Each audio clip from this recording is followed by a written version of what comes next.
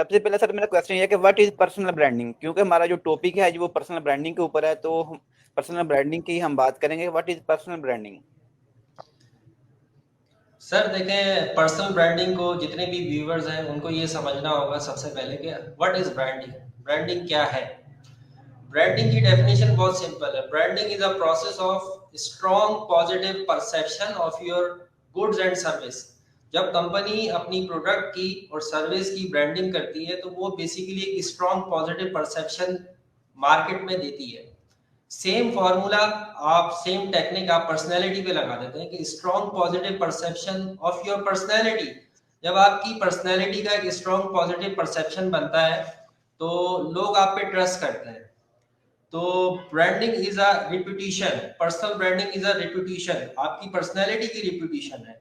Personal branding is a identity, आपकी personality की identity है, लोग आपको पहचानने लगते हैं। पर्सनल ब्रांडिंग बेसिकली आप अपनी एक गुडविल बना रहे होते हो और आप जितना उस पर काम करते हैं यू विल बी सक्सेसफुल। अगर आपकी पर्सनल ब्रांडिंग में आपकी ब्रांड की एक इमेज बन जाती है, एक पोजीशनिंग हो जाती है कस्टमर के माइंड में, लोगों के जहन में, तो वो कहते हैं यार वाकई डीजी कैनवस अगर है तो वाकई एक ट्रस्ट वर्दी नेम है। जकास ट्रेनिंग है या जकास डिजिटल मार्केटिंग एजेंसी है तो एक ट्रस्ट वर्दी नेम है। तो मैं अपने स्टूडेंट से भी ये कहता हूँ कि भाई अपनी पर्सनल ब्रांडिंग पे काम करो, लेकिन ये ओवर द नाइट नहीं होता। इसके लिए आपको थोड़ा सा पेन लेना होता है, मेहनत करनी होती है, टाइम लगाना होता है, फिर कहीं जाकर आप चीजों को समझते हो और सीखते हो। पूरा एक प्रोसेस है जिस प्रोसेस की बात अभी हम करेंगे। और मैं आपको बताऊं जैसे कि ब्रांडिंग को समझने के लिए आसान लफ्जों में हम क्या बात कर सकते हैं। ब्रांडिंग को समझने के लिए हम आसान लफ्जों में ये कह सकते हैं कि अगर आपके सामने मार्क जुकरबर्ग का नाम लिया जाए तो आपके जहन में क्या आता है? तो मार्क जुकरबर्ग का जैसे ही नाम लिया जाएगा आपके जहन में एक सवालिया निशान आएगा कि कौन है? तो आप कहेंगे yes, founder of Facebook, founder. और तो आपके जहन में टेक्नोलॉजी इनोवेशन का साइन आएगा, यस मार्क जुकरबर्ग ने अगर कोई काम किया है, कोई इनिशिएटिव लिया है तो यकीनन वो एक बहुत ही कोई इनोवेटिव आइडिया होगा और आप यकीनन उस पर ट्रस्ट करेंगे। सेम वे आपके सामने जेफ बेजोस का नाम आएगा तो यू नो कि यार अमेजोन का फाउंडर है, वाकई अगर कोई नया इनिशिएटिव ले रहा है तो बहुत ही इनोवेटिव आइडियाज पे काम कर रहा होगा। पाकिस्तानी एग्जाम्पल आप ले लेते हैं, पाकिस्तान में अगर आपके सामने कोई अब्दुल सत्तार ईदी साहब का नाम ले तो यू नो कि यार अब्दुल सत्तार ईदी जो नाम है वो बेसिकली ह्यूमैनिटी के नाम है, लोगों की खिदमत करने वाला, खिदमत खल्क करने वाला।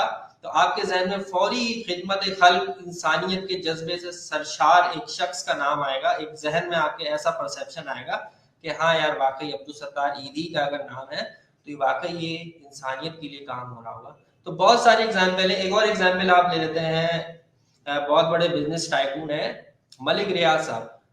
मलिक रियाज बहरिया टाउन और बहरिया के पूरे फाउंडर भी हैं और उसको रन भी कर रहा है। तो यू नो कि यार अगर मलिक रियाज ने कोई प्रोजेक्ट लॉन्च किया है तो यू नो कि सक्सेसफुल प्रोजेक्ट होगा, कोई फेक नहीं होगा, हमारे साथ कोई स्कैम नहीं होगा। तो ये आप basically it's totally process of personal branding. आपने अपने काम से अपने आप को ऐसे प्रोजेक्ट किया है, ऐसे प्रेजेंट किया है कि लोग आप पे ट्रस्ट कर रहे हैं।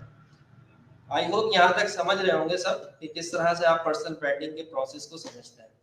व्हाट इज पर्सनल ब्रांडिंग, कि what is the process of personal branding. आया पर्सनल ब्रांडिंग का प्रोसेस है क्या? वी हैव जो पर्सनल ब्रांडिंग का प्रोसेस है वो डिपेंड करता है ओनली 5 स्टेप्स पे। वो 5 स्टेप्स क्या है? वो बहुत ही सिंपल से स्टेप्स हैं। सबसे पहला स्टेप ये है कि आपने सेट योर विजन, अपने विजन को सेट कर लेना है। जब आप अपने विजन को सेट करते हैं तो आपको समझ आ जाती है कि मैंने किस डायरेक्शन में जाना है। अब क्वेश्चन ये रेज होता है कि भाई व्हाट इज विजन, विजन क्या है? तो what do you want to become in your life, आप अपनी जिंदगी में क्या बनना चाहते हो? तो ये वन लाइनर होता है विजन। तो आप वन लाइन में आप डिसाइड करते हो कि यार मैंने जाना कहाँ पर है। मैंने ग्राफिक डिजाइनर बनना है, मैंने डिजिटल मार्केटियर बनना है, या मैंने एंटरप्रेन्योर बनना है, या मैंने मैनेजर बनना है, डॉक्टर बनना है, इंजीनियर बनना है। जो बनना है आप डे 1 में डिसाइड करते हो। इससे ये होता है कि आपको एक डायरेक्शन मिल जाती है कि यार मैंने इस डायरेक्शन में जाना है और अपने काम को करना है। फिर आप सेकंड स्टेप पे आते हो। सेकंड स्टेप क्या होता है? आप अपनी सेकेंड स्टेप क्या है हमारा? सेकेंड स्टेप में हम क्या करते हैं कि how we can become expert in our field. हम अपनी फील्ड में कैसे एक्सपर्ट बनेंगे? अगर आप अपनी फील्ड में एक्सपर्ट नहीं है तो आप पर्सनल ब्रांडिंग कैसे करेंगे? लोग आप पे ट्रस्ट कैसे करेंगे? तो second step is most important. आपने सबसे पहले अपनी फील्ड में महारत हासिल करनी है, एक्सपर्टीज लेनी है, स्किल्स को एनहेंस करना है।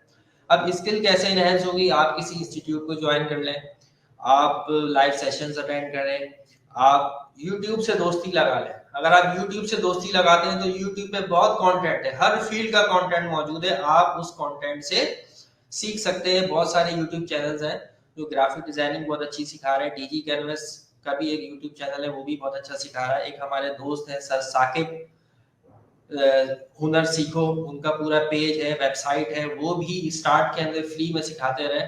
आप उनको ज्वाइन कर लो। आप ज़कास ट्रेनिंग को ज्वाइन कर सकते हैं, कैन इंस्टीट्यूट आ सकते हैं। बहुत सारे चैनल हैं जो आपको फ्री में स्किल्स सिखा रहे हैं, आप उनको ज्वाइन करें। डिजाइन एकेडमी एक चैनल है, उसको ज्वाइन कर लें। बहुत सारे चैनल्स हैं, आप देख सकते हैं। जब आप अपनी स्किल्स को इनहेंस कर लेंगे और आपको लगेगा यार yes I am confident now, फिर आप मार्केट में काम करें। और सबसे पहले आपने क्या करना होगा भाई? अगर आपका माइंडसेट वही है कि मैंने जॉब करनी है, और अगर इसी माइंडसेट के साथ रहोगे तो कुछ भी नहीं होगा। आप सिर्फ 9 to 5 जॉब करते रहेंगे, आप घर पे आएंगे। अगर आप इसमें सेटिस्फाई हैं तो कोई मसला नहीं, आप लगे रहे। लेकिन पर्सनल ब्रांडिंग तब होगी जब आप एंटरप्रेन्योर माइंडसेट के साथ आगे आएंगे। आप कहेंगे नहीं यार, मैंने अपने ब्रांड को बिल्ड करना है, मैंने खुद से अपना बिजनेस करना है, मैंने अपनी सर्विस एज ए फ्रीलांसर देनी है। तो फिर क्या होगा? फिर आपको अपनी तीसरा स्टेप क्या है? तीसरा स्टेप यही है, आइडेंटिफाई योर टारगेट ऑडियंस। आप अपनी टारगेट ऑडियंस को आइडेंटिफाई करते हो कि यार आया मेरी सर्विस कौन लेगा, किन लोगों को मैं अपनी सर्विस दूंगा, कौन मेरी सर्विस लेगा। जब आप ये डिसाइड कर लेते हो कि यार मेरी टारगेट ऑडियंस ये है, तो आपको काम करने में आसानी होती है। आपके फ्रेम में एक टारगेट ऑडियंस आ जाती है कि हाँ यार इन लोगों को मैंने अपनी सर्विसेज देनी है। वो स्टार्टअप्स हो सकते हैं, वो कोई बिजनेस, बड़े बिजनेस टाइकून हो सकते हैं। तो ये सारी चीजें हो सकती हैं जिसमें आपने मेहनत करनी है। चौथा स्टेप जो हम सब मिस कर जाते हैं, वो सबसे इंपॉर्टेंट स्टेप है। वो स्टेप क्या है? Add values in your target audience, add values in public life, add values in your customer. अपनी कस्टमर के काम में कोई वैल्यू एडिशन करते हैं आप। अब आप जो भी काम करते हैं, अगर आप ग्राफिक डिजाइनर है, यस, क्या आप अपने कस्टमर के किसी प्रॉब्लम को सॉल्व कर पा रहे हैं जिस तरह से वो चाहता है?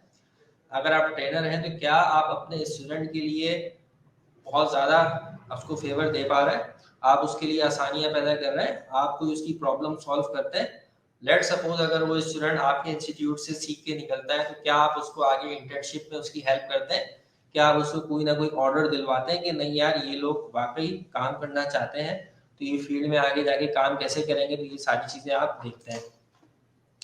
तीसरी चीज क्या है? तीसरी चीज ये है कि आप YouTube पे आ जाइए। आप YouTube पे आके आप अपना चैनल बना लें, नॉलेज शेयरिंग करें।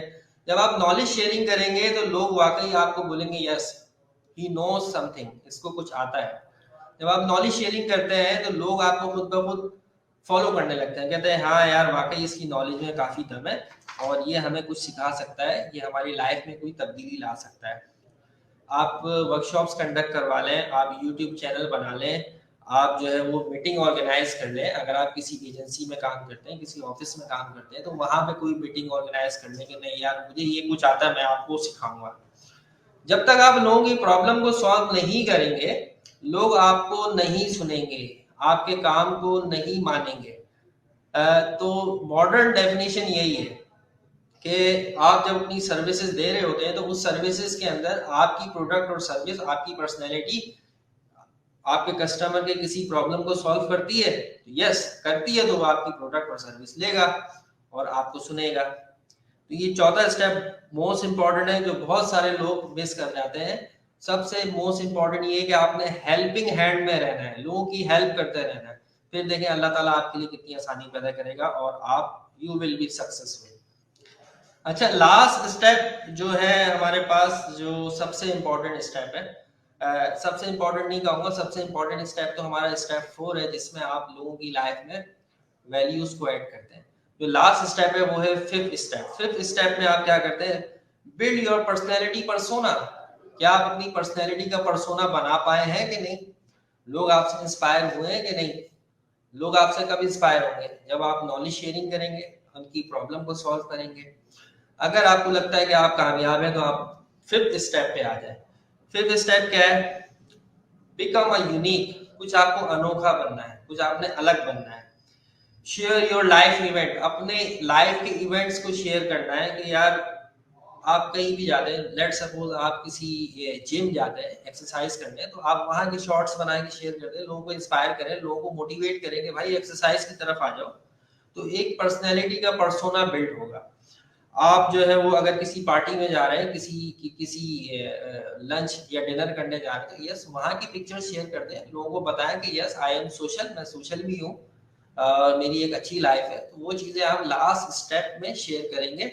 ये ना हो कि डे 1 में शेयरिंग कर दें, ऐसा कोई इम्पैक्ट नहीं आएगा। वाकई पर्सनल ब्रांडिंग काम करती है, लेकिन पर्सनल ब्रांडिंग जब काम करती है कि जब आपने वाकई कुछ सोसाइटी के लिए किया हो या लोगों के लिए कोई आसानी पैदा की हो, फिर लोग आपको फॉलो करते हैं, फिर आप लोगों का ट्रस्ट आप पे डिवेलप होता है।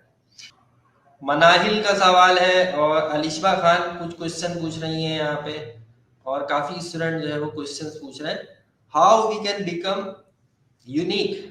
मनाहिल रिजवी पूछती हैं कि how we can become unique, हम कैसे यूनिक बन सकते हैं?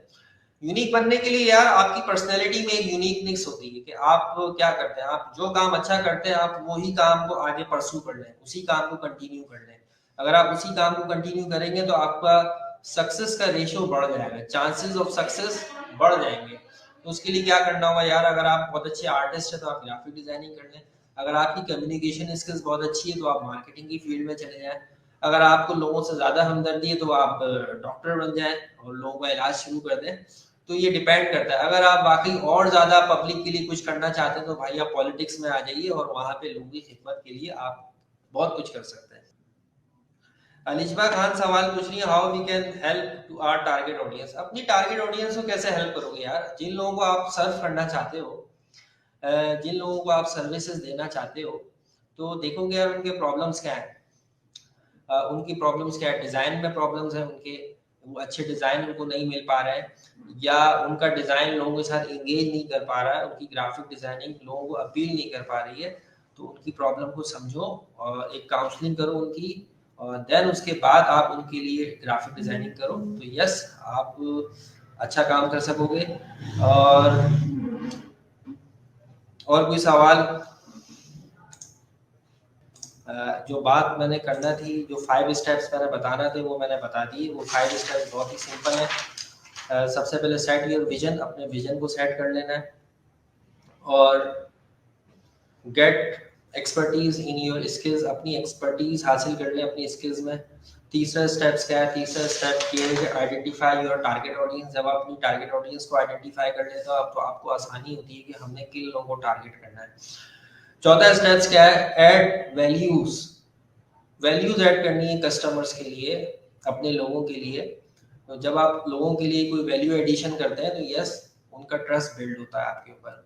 और जो लास्ट स्टेप है, फिफ्थ स्टेप, तो पर्सनैलिटी परसोना। आप अपनी पर्सनैलिटी का परसोना कैसे बनाते हो वो आप पे डिपेंड करता है। जो भी आपके लाइफ इवेंट्स हैं वो आप शेयर करते हो लोगों के साथ, लोग उसको इससे इंस्पायर होते हैं और आपको फॉलो करते हैं। तजीन खालिद का सवाल है what are the benefits of personal branding. Personal branding जब आप करते हो तो यस ऑब्वियसली बहुत बेनिफिट्स हैं। आपकी अगर ग्रूमिंग हो जाए सही तरीके से तो आप लोगों की काउंसलिंग कर सकते हो, आप क्लाइंट के साथ अच्छे से डील कर सकते हो, आप अच्छी फ्रीलांसिंग कर सकते हो।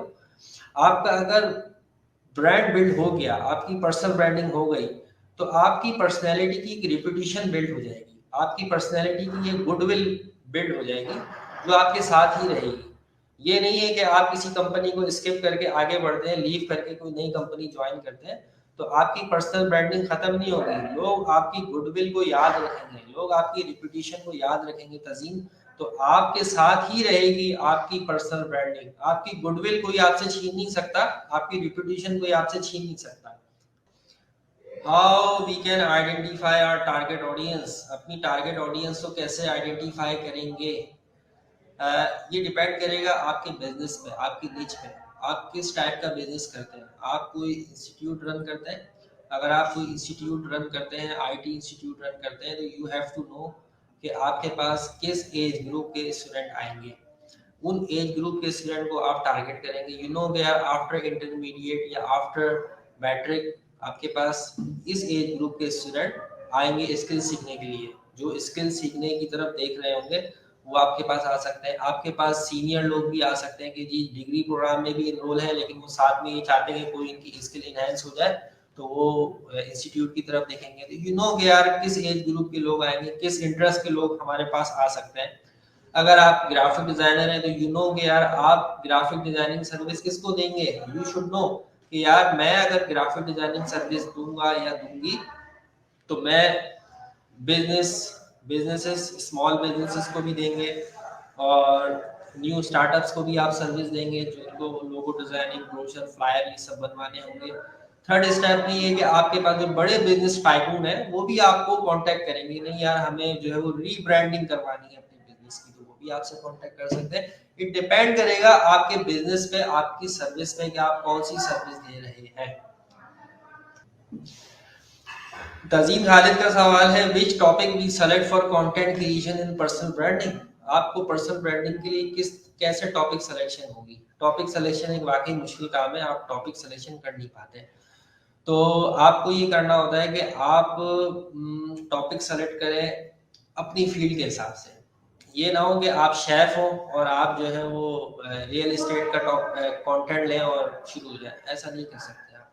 ठीक है, अगर आप रियल एस्टेट के माहिर हैं और आप रियल एस्टेट की फील्ड में और कंस्ट्रक्शन और बिल्डर हैं, तो आपको उसी से रेलेवेंट कंटेंट बनाना होगा, तभी तो आप लोगों को एंगेज कर पाएंगे। Thank you so much all of you my dear students, और जी थैंक यू इंशाल्लाह सो सर मच फिर सर किसी दिन तैयब। सेशन करेंगे। इंशाल्लाह वो सर इंशाल्लाह नेट का सर, इशू है आज, जिसकी वजह से कोई मसला नहीं, कोई मैं तो मसला नहीं, स्ट्रीम में ऐड नहीं हो पाया। कोई बात नहीं, कोई बात नहीं। Thank you so much all of you my dear student, और thank you so much sir Tayyab for inviting me in DG Canvas. इंशाल्लाह नेक्स्ट सेशन में मिलेंगे और बहुत जल्द बहुत सारे सेशन होंगे इंशाल्लाह, कैड इंस्टीट्यूट में भी और ज़कास ट्रेनिंग में भी। तो stay with us, stay with me, my student my strength, मैं ये कहता हूँ अक्सर। तो stay with me, stay with us. Thank you so much, अल्लाह हाफिज़।